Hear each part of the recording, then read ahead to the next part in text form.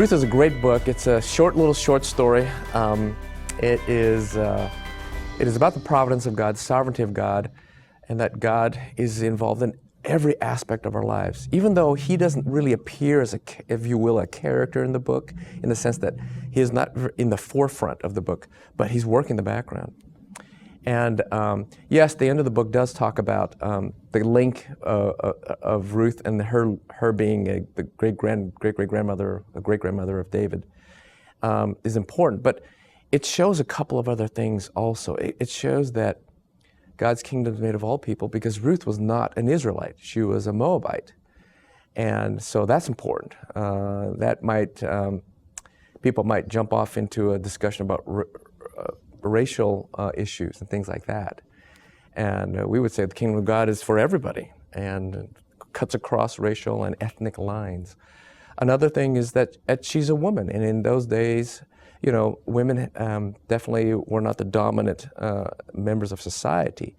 And so God elevates the importance of women and their role and their place. And really in Christianity, in biblical Christianity, the place of a woman is very high. For example, in marriage, the husband is to love the wife like Christ loved the church. So how much higher can you place value on a woman and a wife, I mean, you know? And the other themes are, the other important reasons is looking at the struggles, for example, Ruth had to go through.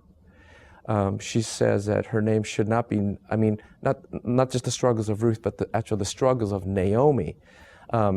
Naomi, at one point, says in the book of Ruth that she doesn't want to be called Naomi, she wants to be called Mara, which is Hebrew for bitter, because God has given her such a bitter providence.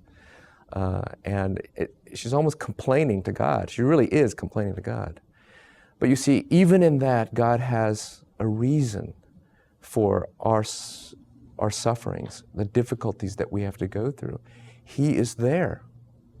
I think the most important lesson we can learn is that not only does God, in a way, allow and send sometimes difficulties and suffering, but that He walks with us through it.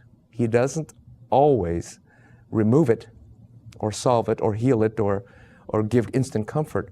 But what's more important is that He is with us, and He walks with us through the difficulties, because He has His purposes for it, even if we can't see it.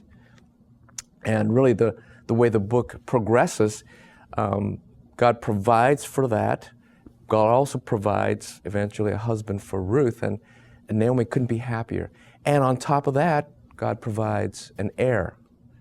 And so Naomi becomes a grandmother, and indeed part of the lineage of King David himself. And so there's a lot there for us to connect in terms of human terms.